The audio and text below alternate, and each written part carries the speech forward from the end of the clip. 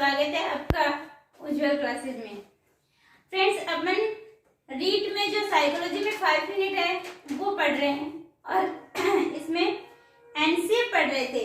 तो एनसीएफ के 2 पार्ट पीछे हो चुके हैं, आज तीसरा पार्ट है और एनसीएफ के अध्याय पढ़ रहे हैं जिसमें 2 अध्याय भी अपन पढ़ चुके हैं, आज तीसरा अध्याय पढ़ने वाले हैं। और यदि वीडियो अच्छा लगे तो कमेंट जरूर कर दीजिएगा और वीडियो को चैनल को सब्सक्राइब कर दीजिएगा, लाइक कर दीजिएगा, शेयर कर दीजिएगा। तो चलिए स्टार्ट करते हैं इसको। अध्याय 3 और अध्याय 3 का सिंपली नाम मैंने आपको बताए थे, याद रखने हैं। पाठ्यचर्या के क्षेत्र, स्कूल की अवस्थाएं व आकलन, यह तीसरा अध्याय। और तीसरे अध्याय में किस किस की बात कही गई है तो वो अपन देखते हैं, पूरी डिटेल से चर्चा करेंगे।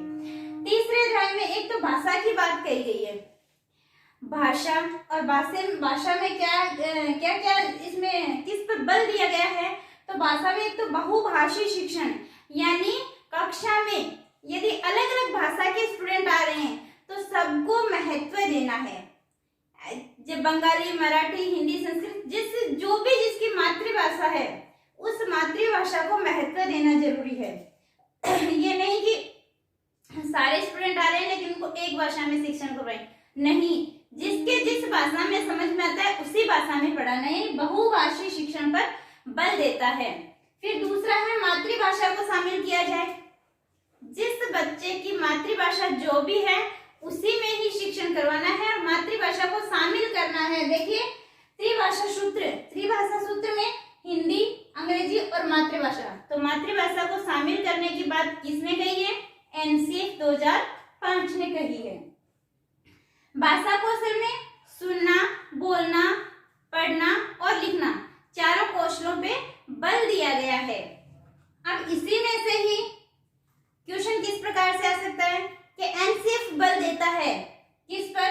बहुभाषी शिक्षण पर, मातृभाषा को शामिल करने पर, भाषा कौशल में सुनना, बोलना, पढ़ना, लिखना, इन कौशलों पर, और एक अदर कोई ऑप्शन दे देगा। इस तरीके से भी क्वेश्चन आ सकते हैं। फिर देखिए आरंभिक वर्षों में भाषा के 3 कौशल सुनना, बोलना और पढ़ना पर जोर दिया जाना चाहिए और बाद में लेखन कौशल को इसमें शामिल किया जाना चाहिए। यानी आरंभिक वर्षों में जब छोटी क्लासों में लिखना नहीं सिखाना है उस टाइम पे सुनना, बोलना और पढ़ना 3 कौशलों का विकास करना है। फिर भाषा शिक्षण के द्वारा बच्चों की सोच, विचार और आलोचनात्मक दृष्टि को भी विकसित किया जा सकता है। सोच विचार यानी सोचने समझने की योग्यता भी उसमें विकसित हो। और आलोचनात्मक दृष्टिकोण, आलोचनात्मक कैसे? जैसे मान लीजिए कि अभी किसान आंदोलन चल रहा है तो अपन मीडिया से देख देख के बच्चा ये नहीं कहे कि हाँ ये गलत है, ये मीडिया वाले कह रहे हैं ये सही है तो सही है। उसकी खुद की सोच विकसित हो, वो खुद निर्णय ले सके कि ये सही है या गलत है। तो आलोचनात्मक दृष्टिकोण जो है उसमें विकसित किया जाना चाहिए। तो ये थी भाषा की बात करता है अध्याय नंबर 3 एनसीएफ में। तो एनसीएफ में किस किस पर बल दिया गया? भाषा में बहुभाषी शिक्षण पर बल देता है, मातृभाषा को शामिल किया जाना चाहिए, त्रिभाषा सूत्र पर बल देता है, भाषा कौशल में सुनना, बोलना, लिखना और पढ़ना पर बल देता है, पढ़ना और लिखना पर बल देता है। और आरंभिक वर्षों में 3 कौशल कौन से? सुनना, बोलना, पढ़ना, इन पर बल देना है और बाद में इसमें लेखन को शामिल करना है। और भाषा शिक्षण के द्वारा बच्चों के सोच, विचार और आलोचनात्मक दृष्टिकोण जो विकसित है करना चाहिए। तो इन पर बल देता है एनसीएफ 2005। इसके बाद में दूसरा विषय आता है गणित। अब गणित विषय के अंतर्गत क्या बात कही गई है, किस पर जोर दिया एनसीएफ ने? तो देखिए गणित विषय का पाठ्यक्रम ऐसा हो जो तर्क, चिंतन, समस्या को सूत्रबद्ध करने और समाधान करने में मदद करे, यानी तार्किक चिंतन बच्चे में उत्पन्न हो, ऐसा इसका गणित का पाठ्यक्रम होना चाहिए कि बच्चा तर्क वितर्क कर सके, बच्चा चिंतन कर सके, मनन कर सके, ऐसा पाठ्यक्रम होना चाहिए गणित का। और समस्या को सूत्रबद्ध कर सके, यानी प्रमेय वगैरह जो है वो और उसका सॉल्यूशन भी कर सके। फिर अर्थपूर्ण और प्रासंगिक गणित पर बल, यानी गणित में जो भी पाठ्यक्रम सम्मिलित किया जाए वो अर्थपूर्ण होना चाहिए और प्रासंगिक होना चाहिए। बच्चे सार्थक समस्याएं उठाएं और उन्हें हल करें। बच्चे जो है वो खुद समस्या क्रिएट करे और खुद उसका सॉल्यूशन भी करे। ऐसा होना चाहिए गणित का पाठ्यक्रम। अन्य विषयों के साथ में सहज संबंध के रूप में लिया जाए, यानी सारे जो विषय है उनकी दीवारें इतनी छोटी कर दो कि आपस में सारे कोरिलेट हो जाए। यानी ऐसे नहीं कि आर्ट वाला जो है उसको साइंस नहीं आती, साइंस वाले को मैथ्स नहीं आनी चाहिए, मैथ्स वाले को आर्ट नहीं आती, ये नहीं होना चाहिए। यानी सारे जो सब्जेक्ट है वो कोरिलेट यानी आपस में सह संबंधित करके पढ़ाए जाने चाहिए, ऐसा उसका पाठ्यक्रम होना चाहिए। तो पाठ्यक्रम में गणित विषय में क्या करा है कि साथ में सहज संबंध के रूप में पढ़ाया जाए। गणित में कंप्यूटर सहायक अनुदेशन का प्रयोग किया जाए, यानी गणित पढ़ा रहे हैं तो उसमें कंप्यूटर की सहायता से पढ़ाना चाहिए। फिर बालक में गणितीय क्षमताओं का विकास करना। गणितीय क्षमताएं कौन सी? जैसे संख्या, संक्रिया, मापन, इन क्षमताओं का विकास करना उद्देश्य कौन देता है इस पर एनसीएफ 2005। एक बार फिर से देखिए गणित का, गणित विषय का पाठ्यक्रम ऐसा हो जो तर्क, चिंतन, समस्या को सूत्रबद्ध करने और समाधान करने में मदद करे, अर्थपूर्ण और प्रासंगिक गणित पर बल देता है और बच्चे जो है सार्थक समस्याएं उठाएं और उन्हें हल भी करें। अन्य विषयों के साथ सह संबंध के रूप में पढ़ाया जाना चाहिए और गणित में कंप्यूटर सहायक अनुदेशन का उपयोग किया जाना चाहिए और बालक में गणितीय क्षमताओं का विकास करना। ये थी गणित जो है उसके अंतर्गत। अब आगे देखते हैं अपन अन्य भाषाओं में।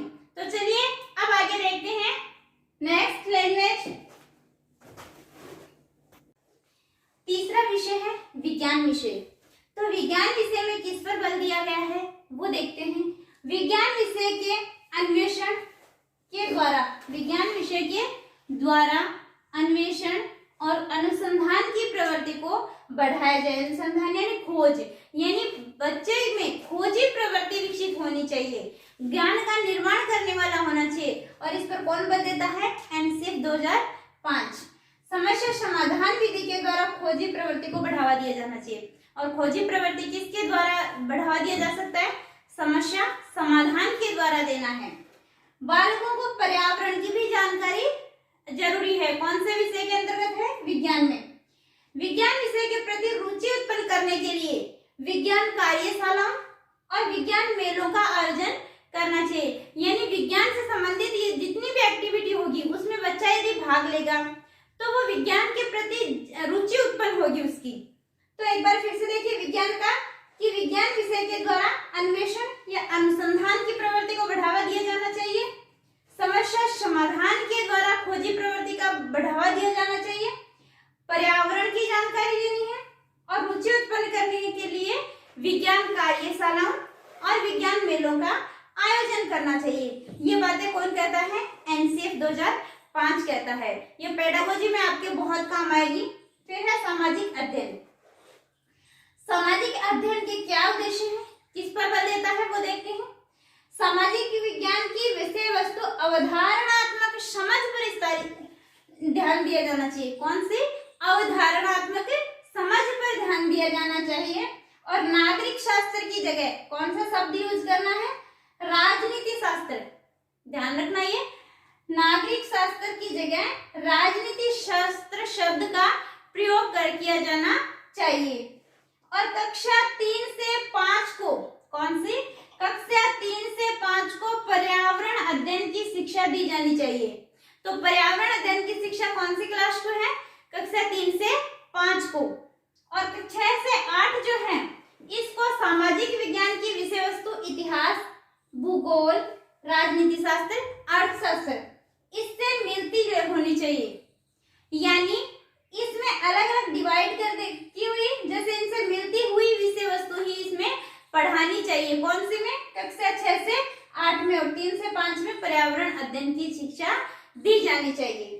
फिर है सामाजिक विज्ञान शिक्षण में समस्या समाधान, नाटकीकरण, भूमिका निर्वाह, जिसको क्या बोल सकते हैं? रोल प्ले, वाद विवाद, परिचर्चाएं, प्रोजेक्ट विधियों का ज्यादा से ज्यादा यूज करना चाहिए। यानी व्याख्यान विधि से ना पढ़ाकर कौन सी विधि से पढ़ाना चाहिए? समस्या समाधान, नाटकीकरण, भूमिका निर्वाह, वाद विवाद और परिचर्चाएं, प्रोजेक्ट विधियों, इनका प्रयोग इसमें करना चाहिए। सामाजिक विज्ञान अध्ययन जो है इसकी कुछ और विशेषता है, कुछ और चीजें हैं, वो भी देख लेते हैं अपन।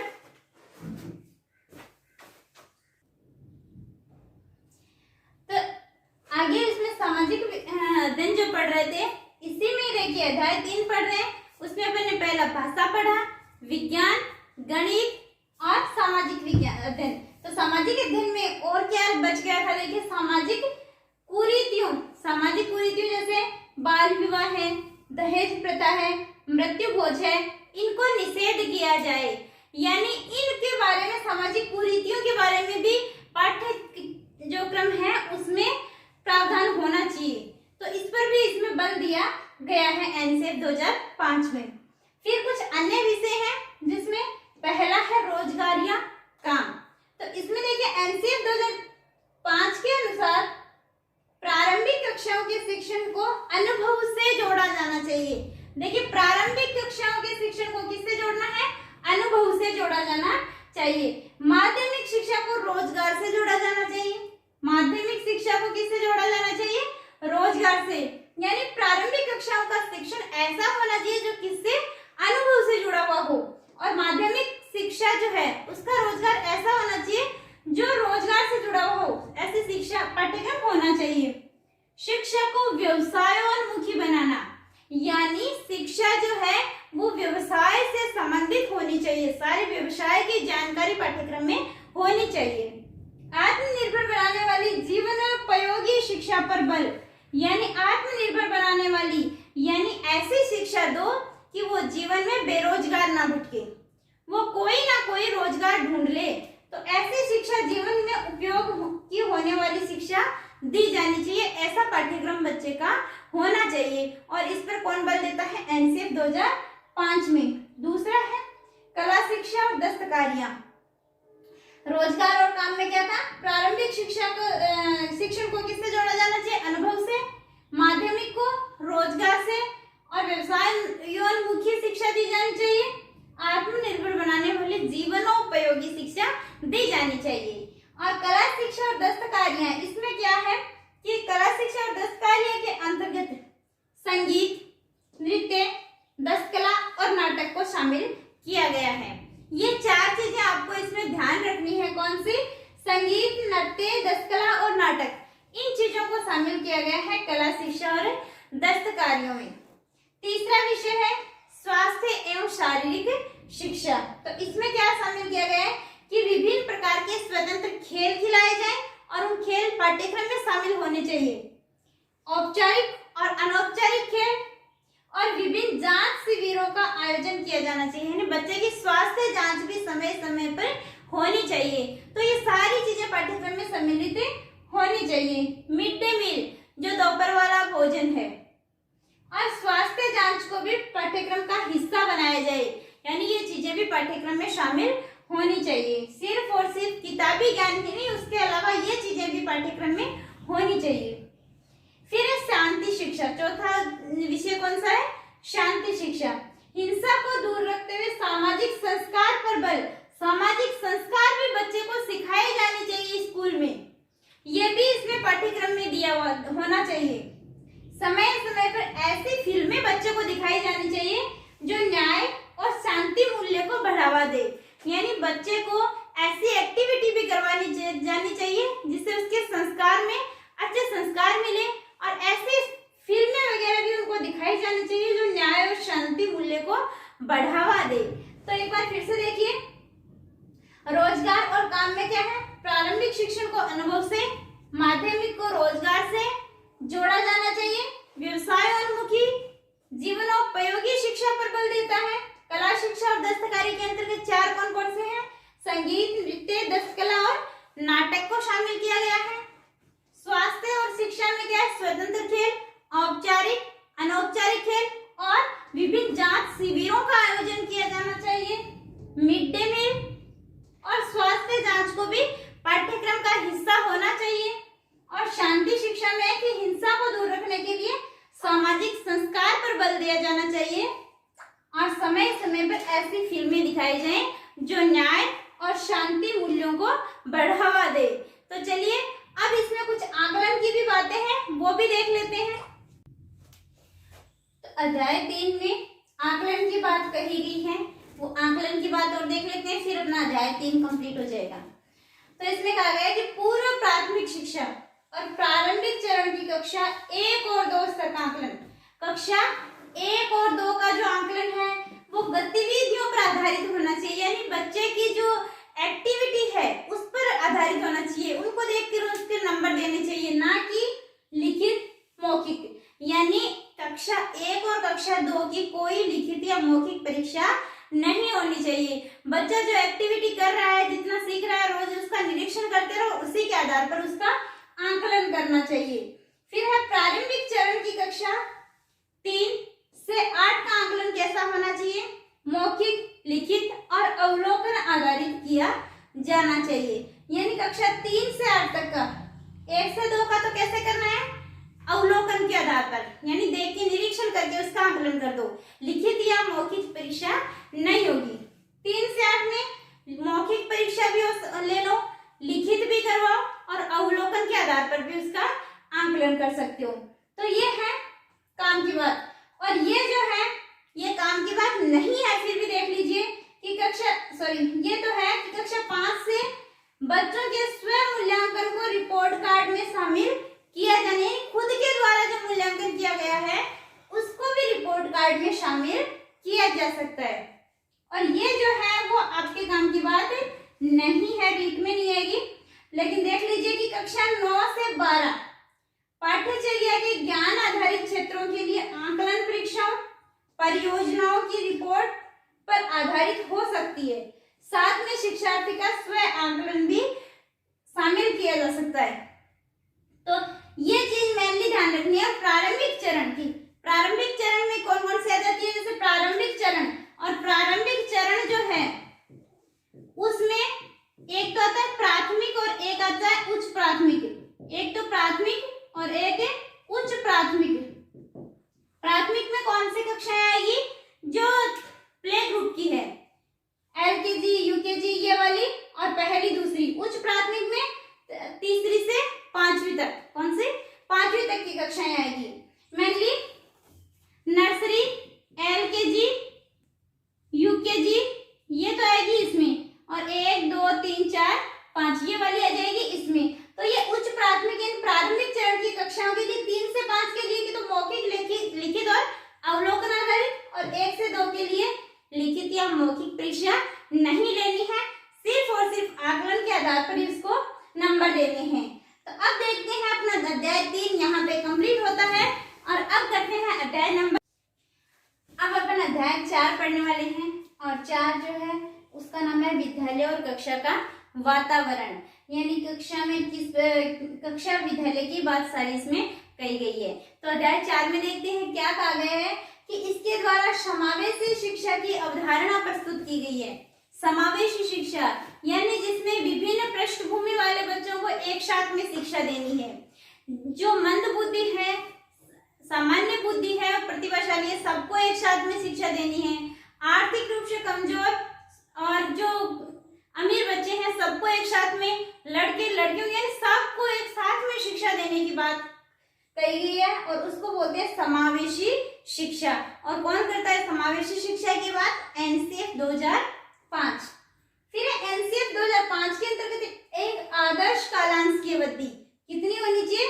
35 मिनट। ये चीजें थोड़ी ध्यान में रखना कि एक आदर्श कालांश की अवधि कितनी? 35 मिनट होनी चाहिए। एक सत्र में 200 दिन तक, एनसीएफ के अकॉर्डिंग 200 दिन तक शिक्षण कार्य कराया जाना चाहिए। और ये एनसीएफ के अकॉर्डिंग है, आरटी के अकॉर्डिंग नहीं है। ध्यान रखना कि आदर्श कालांश की अवधि 35 मिनट, शिक्षण कार्य कितने दिन होना चाहिए? 200 दिन।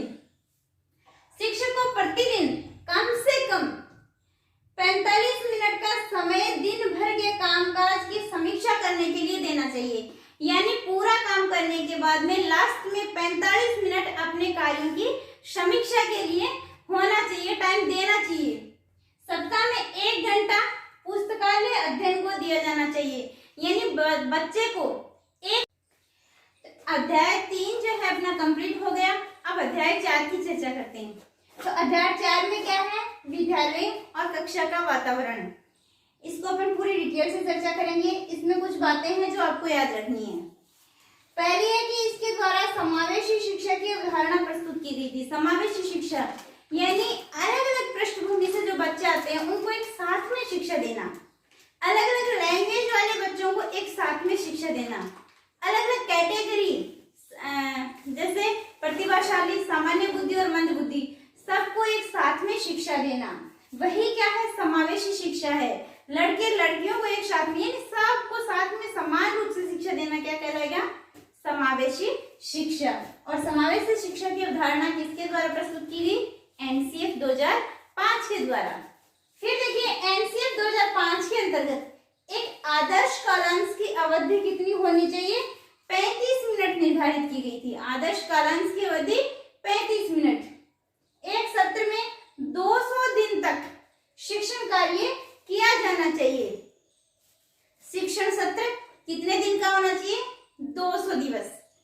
फिर शिक्षक को प्रतिदिन कम से कम 45 मिनट का समय दिन भर के कामकाज की समीक्षा के लिए देना चाहिए। यानी पूरे दिन जो भी काम किया है उसके बैठ के 45 मिनट के लिए समीक्षा करें।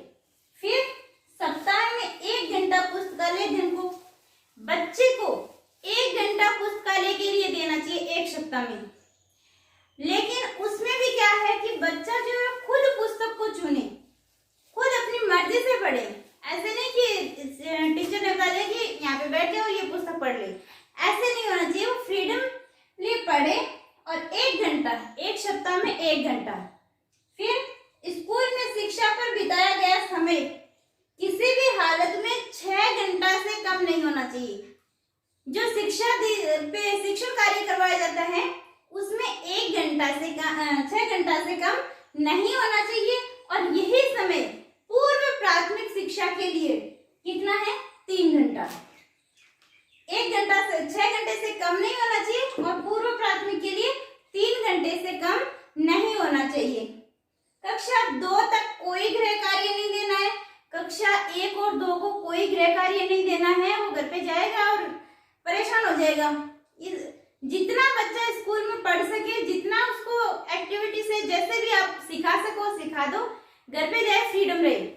यानी कक्षा 2 तक कोई गृह कार्य नहीं दोगे। 3 से 5 तक 2 घंटे प्रति सप्ताह, 3 से 5 तक 2 घंटे का गृह कार्य दे दो। जैसे शनिवार को गृह कार्य दे दिया तो वो आगे संडे को आराम से कर सकता है। तो कक्षा 3 से 5 तक कितना, 2 घंटे प्रति सप्ताह, एक सप्ताह में 2 घंटे का।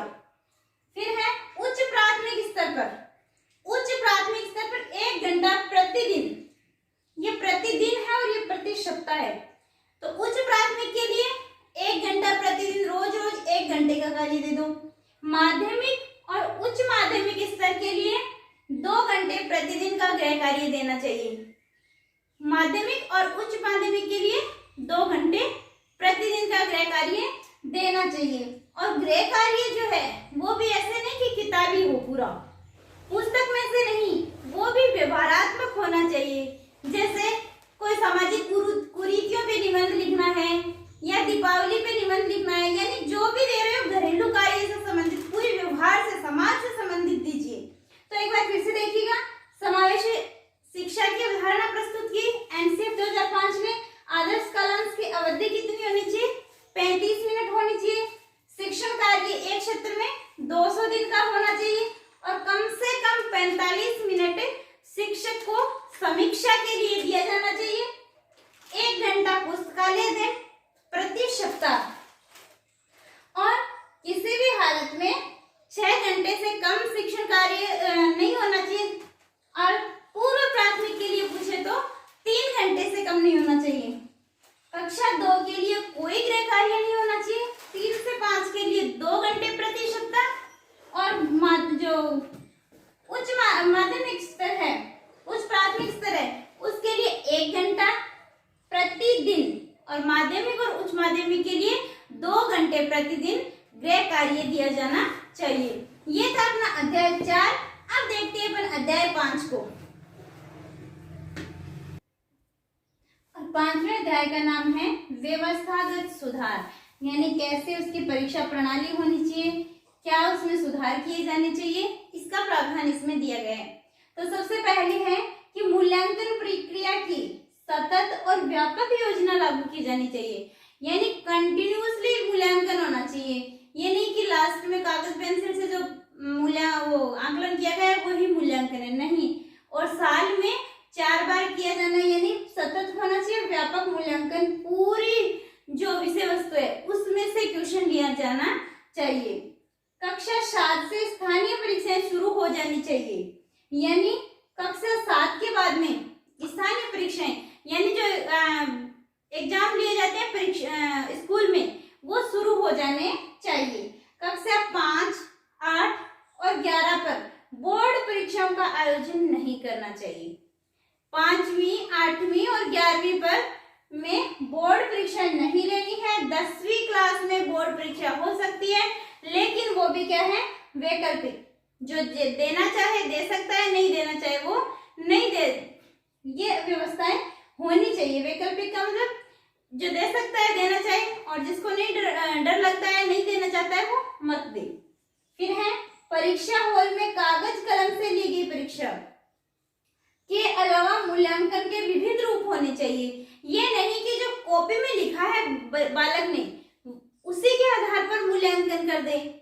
विविध रूप होने चाहिए। उसकी एक्टिविटी क्या है, उसमें कौन सी प्रतिभा छुपी हुई है, बच्चे का बिहेवियर कैसा है, यानी सारा जो है उसका व्यक्तित्व कैसा है, उसके आधार पर उसका मूल्यांकन होना चाहिए। फिर है खुली पुस्तक परीक्षा और लचीली परीक्षा को देश भर में प्रायोगिक तौर पर लागू की जानी चाहिए। परीक्षा प्रणाली में आवश्यकता अनुसार सुधार किए जा सकते हैं, परिवर्तन आवश्यकता अनुसार किए जा सकते हैं।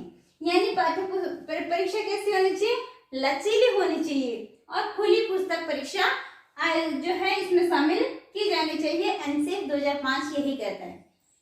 व्यावसायिक शिक्षा और प्रशिक्षण कार्यक्रम में किसी भी मामले में 16 साल से कम उम्र के बच्चों का नामांकन नहीं किया जाना चाहिए। व्यावसायिक शिक्षा या प्रशिक्षण दे रहे हैं तो 16 साल से कम उम्र के बच्चों को नहीं देना चाहिए। यदि उनको प्रशिक्षण देना है तो कौन से बच्चों को लोगे, 16 साल से ऊपर वालों को। तो एक बार फिर से देख लीजिएगा अध्याय नंबर 5 क्या कहता है कि मूल्यांकन की प्रक्रिया सतत और व्यापक योजना लागू करनी है। कक्षा 7 से स्थानीय परीक्षा शुरू करनी चाहिए। 5, 8 और 11 में बोर्ड परीक्षा नहीं होगी, 10 में होगी, लेकिन कैसी, वैकल्पिक परीक्षा। और में जो कागज कलम से ली गई परीक्षा है उसके अलावा मूल्यांकन के विविध रूप होने चाहिए। खुली पुस्तक परीक्षा या लचीली परीक्षा को देश भर में लागू करना है। व्यावसायिक शिक्षा और प्रशिक्षण कार्यक्रम में 16 वर्ष से कम के जो स्टूडेंट है उसको नामांकन नहीं करना है, उसको नहीं लेना है। तो ये था अपना एनसीएफ और अध्याय 5। आज एनसीएफ जो है वो कंप्लीट हो चुका है। अब आगे आरटी की नेक्स्ट वीडियो में चर्चा करेंगे। यदि वीडियो अच्छा लगा है तो कमेंट करके बताइएगा, और चैनल पे नए हो तो सब्सक्राइब कर लीजिएगा, लाइक कीजिएगा, शेयर कीजिएगा। और इसी चैनल पे हमने मोटिवेशनल वीडियो भी शुरू कर रखे हैं ताकि आपको मोटिवेट मिल सके। और इसमें प्लेलिस्ट में जाइएगा, आपको ताजा न्यूज, आपको ऑफिशियल न्यूज मिलेगी।